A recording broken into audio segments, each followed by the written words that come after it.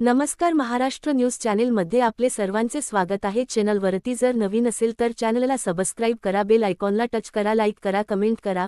प्रशासनापुढे हतबल झाला मुळशीतील शेतकरी, मुलाने 12वीची परीक्षा दिली नाही।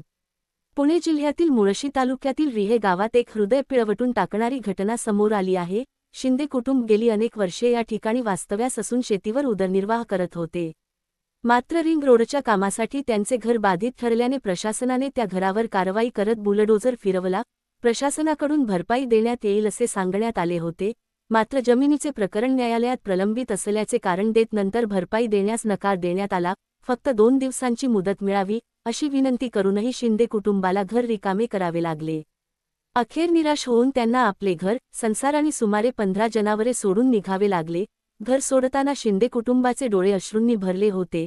आयुष्यभर उभं केलेलं घर एका क्षणात उद्ध्वस्त झाल्याची वेदना त्यांच्या चेहऱ्यावर स्पष्ट दिसत होती।